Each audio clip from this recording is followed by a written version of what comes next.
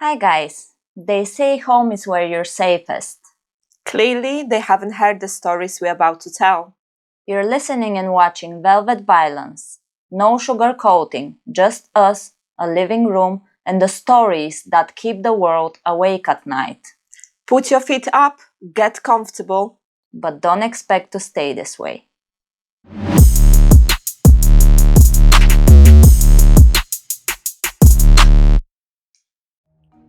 Hi guys, I just wanted to pop on here and tell you that we are not licensed investigators or lawyers. We're just here telling a true story in our own dramatic way. Everything is based on a publicly available information and personal commentary. So please, don't come after us. We've watched enough true crime to know how that ends. Some crimes begin with violence. Others begin with something quieter, a strange feeling that someone is watching you, objects moving when there is no one around, footsteps where there shouldn't be any. Imagine living in your house, thinking you are safe, only to discover that someone has been there the entire time, not breaking in, but living inside your home. Tonight's story starts like something out of the horror movie, but it's very real. And it ends with murder. This is the story of Daniel LaPlante.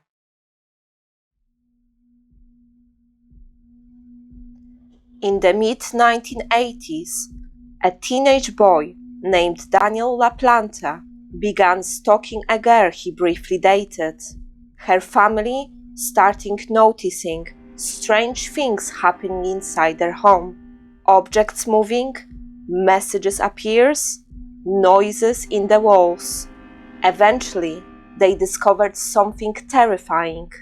Daniel had been secretly living inside the walls of their house, watching them without their knowledge. Police arrested him, but not long after that, he was freed. And only months later, a young mother and her 2 children were brutally murdered inside their home. Investigators soon realized that the person responsible might be the same teenager who had once been living inside someone else's walls.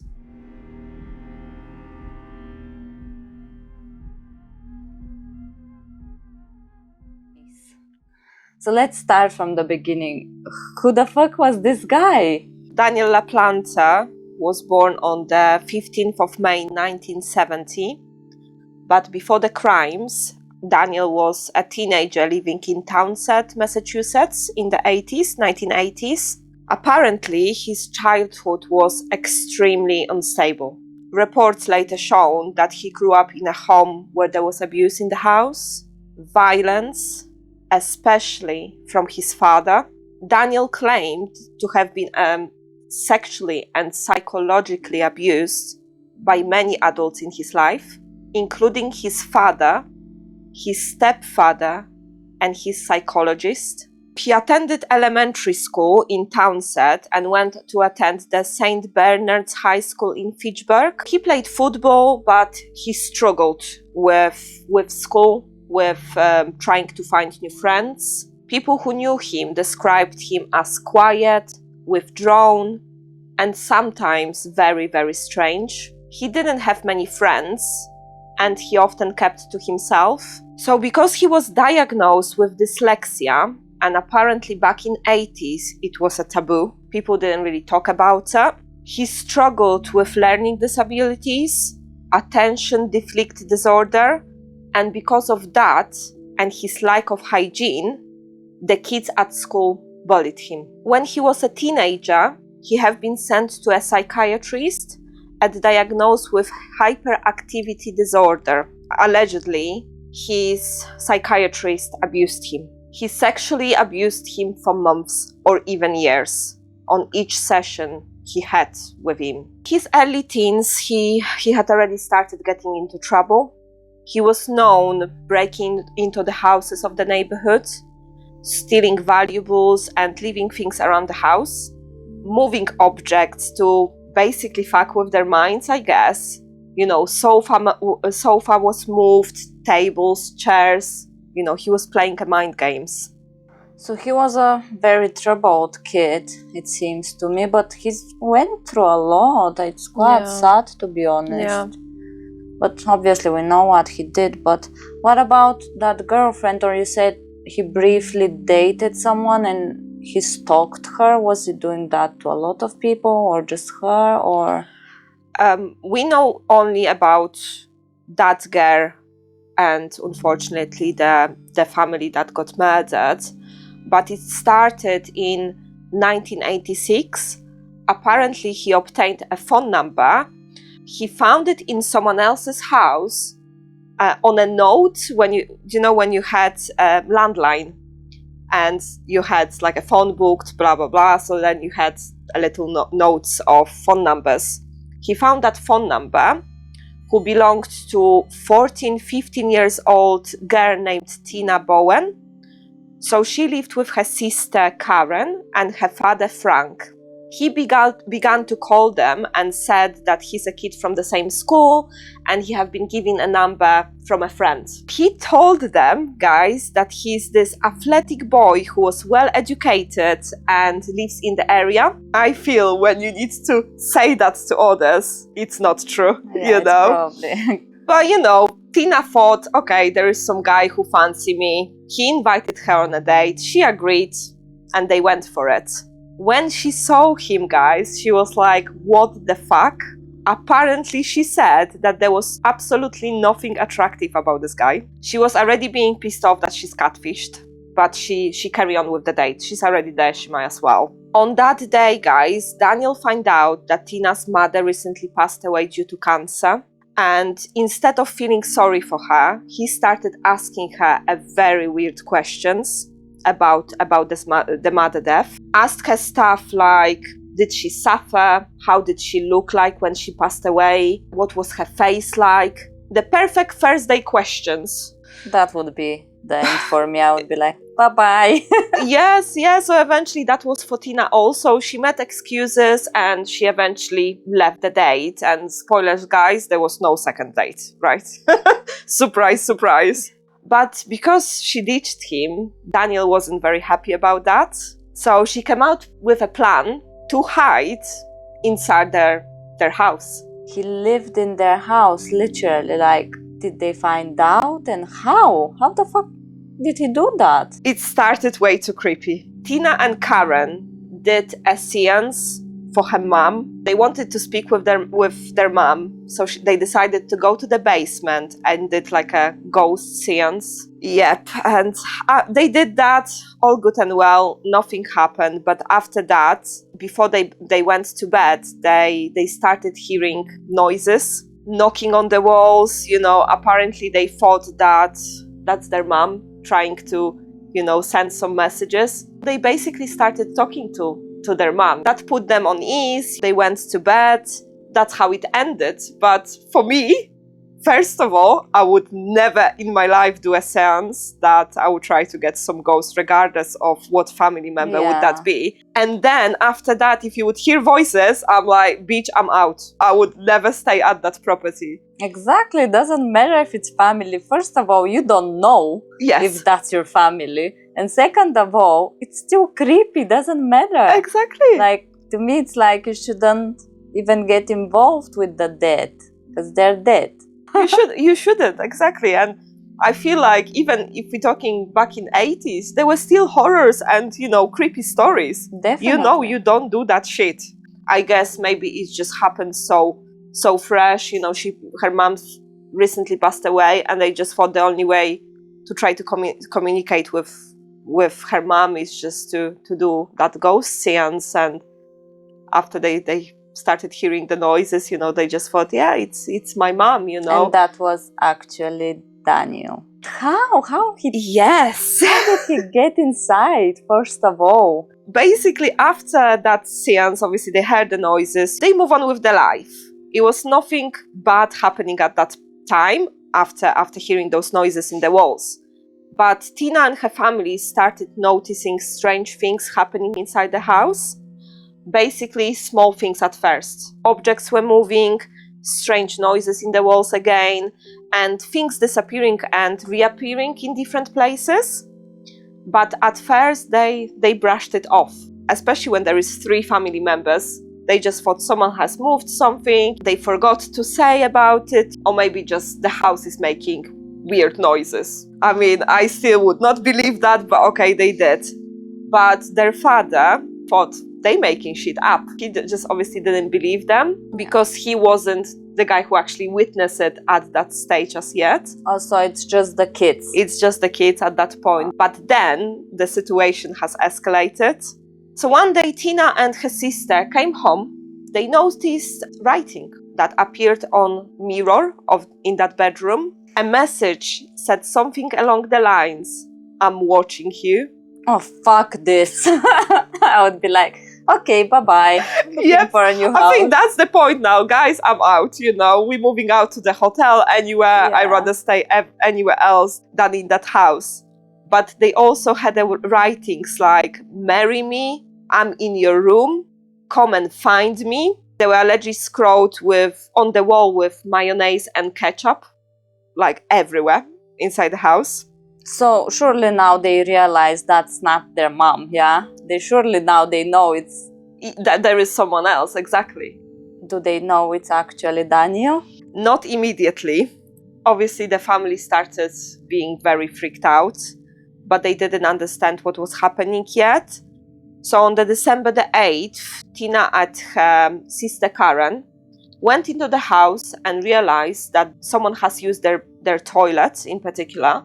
They had a separate bathroom in their room. Someone has used it and it wasn't them. They were in school. They started noticing like, yeah, there is something weird going on here. Frank, the father, he started searching the property, only to discover, guys, that Daniel, who was 16 years old at that time, was hiding in their wardrobe. He wore a Native American style jacket. He had his face painted white and he was holding a hatchet. Hatchet is basically an axe. And he demanded that their family needs to move to the bedroom. He apparently locked them in, but Tina managed to escape through the window and called 911. When police came to the house, started searching the property, they couldn't find him, but found the evidence that Daniel was actually living inside the walls and crawl spaces of the house. That's fucking nuts. And he was all in living there the whole time. They were there as well. Yeah. Investigators realized that Daniel had been sneaking in the property, hiding in the spaces between the walls and the attic. He would come out when they were out of the house, hence the reason they never seen him. But he was coming out, moving things around, putting shit on the walls, on the mirrors, weird messages, and then once they got back home, he was hiding inside the walls. However, 2 days later, Frank returned home because he wanted to grab some things. At that point, they moved out. Okay, so they moved out and he wanted to come back to the house to grab some belongings. Once he was entering the property, he realized that Daniel was standing in the bedroom staring at him. Well, so this is fucked up, man. When apparently Frank entered the building, he found a message written on the family photos saying, "I'm still here, come find me." So eventually he called police again and they discovered that Daniel was hiding within like a cramped triangular wall cavity in between the cellar and the house. He lived there for possibly weeks or months or even half a year. They just don't know how many months he was living there in. He never actually told them. Oh my god. That guy was completely fucked up. I felt bad when you said about the abuse, but I just can't believe what he turned into. I've never heard about stalking someone to that point. Yeah.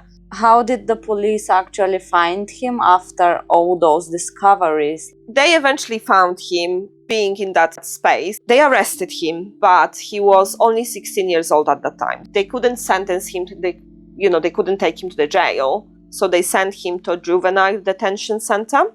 However, he stayed there less than a year because in October 1987, His mother has remortgaged the house and paid $10,000 bill to release him. He was free again and he started robbing houses, getting into inside people's property. I'm not sure if he was still hiding in the walls, but basically he was just back to his old habits. When he got released from that institution, is that where he decided to murder that poor family? Unfortunately, yes, and it happened only 2 months later when he was released. He was bailed and awaiting the trial, but on the November the 16th in 1987, Daniel decided to target a house of the Gustafsson family. It was a very loving family who included a very pregnant mother, Priscilla. She was a school teacher. She was only 33 years old.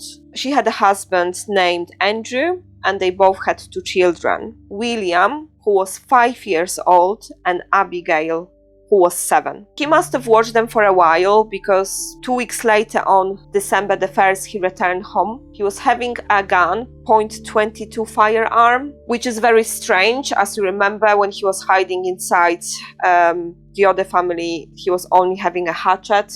Now it's a gun. He just started growing and growing in his head. He became more confident.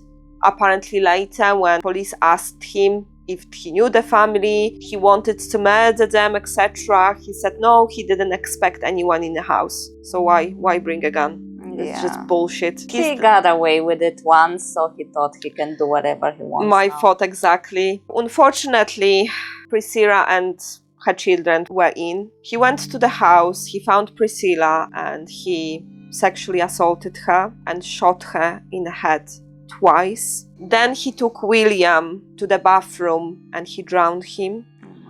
And he repeated the same with Abigail in the other bathroom. This guy is only 17 years old at this point. Police were later saying that it was incredibly brutal crime. What a horrible person. I just can't believe it. Drown them children. That's one of the worst ways to die. He was ruthless. How convenient that the father wasn't there. Yeah. It's like, to me, it sounds like he actually waited until the father wasn't there. Yeah, we can speculate at that point, but I would never believe that he just went there out of the blue thinking that there is no one in the house. He was watching them for weeks, guys. He was there. He knew that Priscilla, who was stay-at-home mom at that stage because she was heavily pregnant, so I don't think she was at school. And obviously the kids was there. Yeah. And the father wasn't. So yeah, you're right. He knew what he was doing. Once he did that horrible crime, how were they discovered? Who found the family? Unfortunately, Andrew, the father, did. Andrew returned to home after work, expecting all those little ones come and say hello to them. But instead, he found Priscilla shot dead. And he said to the press, and I quote, "I was too afraid of going to look for my children because I was afraid I'd find them dead. It was so shocking and unbelievable. I screamed, I wailed." I just can't. After that, obviously, police came around and started looking for the evidence, and evidence quickly started pointing that someone did it who they already knew, and that person was Daniel LaPlante. That's one of the most horrible stories I've ever heard. We literally had to stop for 5 minutes so I can pull myself together. But how did the actually police connected him to the murders? So several pieces of evidence started lining up. Daniel had been seen near the house. There was physical evidence linking him to the crime scene. Investigators already knew that he had a history of breaking and entering the property, living inside someone's house secretly. Police even found a shirt and gloves he wore to murder the children in the woods near the house. And when they found it, they were still wet. So eventually, police arrested him. So what happened on the trial? Because I guess that was horrible as well, especially for the dad. So in October 1988, LaPlante was convicted on 3 life sentences. During the trial, prosecution argued that Daniel had broken into the home, encountered the family, and then killed them to avoid being identified. Chillingly, guys, that wasn't the end of the story. LaPlante appeared for reduced sentence in 2017, but the judge found out that he was not remorseful at all about the crime. Instead, the judge affirmed LaPlante sentence of 3 consecutive terms of life imprisonment. Guys, this murderer is still alive. He's 56 years old. Still young. He is, yeah. He must wait another 5 years before he's eligible for a parole hearing. No, he should stay in prison. Fuck this guy. Apparently, he was not very happy about the prison. He is not very happy about the prison because other prison members, they are religious. You've got all different religions in a prison. They can pray. But because he said that he's a Satanist, the prison didn't allow him to follow his religion. So he started arguing with them, and he was just being very angry that they don't listen to him. Because he wants to follow Satan, and no one else gonna allow that. Yeah, it just shows you that he just doesn't give a fuck what he's done. I think that kind of people, they're the scariest. He started from so young. He's been in prison for so long, and he's still the same person, obviously, maybe even worse. He should never get out. And the weirdest thing is, how did it start? Just like some ghost horror movie. That's how it sounded when you were telling it to me, and it turned in such a tragedy because of a teenager. He was a child, but to me it's like 16, you still know what's right and definitely. what's wrong. There is a lot of murderers that have abusive childhood, and there is failing justice system, but that's not an excuse. Not every person who's abused or had problems in their childhood ended up murdering someone. That was his excuse. Because he was abused by others, that means he needs to move into abusing others. Innocent people, innocent kids. Do you know what I mean? It's just crazy. Yeah, don't get me wrong. I did feel bad for him when you started telling me that story and how he was let down by the people that were supposed to help him in life. But it's still, as you said, it's not an excuse for, if you're abused, to turn into abuser. The people knew that he's breaking and entering into inside property. It didn't happen only to one person. All neighborhood knew him. I don't know if he was hiding inside someone else's walls, but he was stealing shit from the other houses. And then eventually a big, cherry on top, he was hiding for several months inside someone's property. But yet, police didn't really do much about it though. I know they put him to juvenile, but not even a year later, he was released on bail. He didn't get the help he needed, I guess. And we see that in quite a lot of cases. I feel like the system, it's not prepared to help people like this. To be honest, I'm going home today and I'm gonna check my walls. I don't know. Fuck me. You're going to sleep with a light on and me, to be honest. That's the case, guys, today. Hopefully, he will never come out of jail. He'll be there for life and he will learn his lesson eventually. Hope you guys liked what we're talking about. Remember, we are here every Sunday. Please like, subscribe, and we will see you next time. Bye.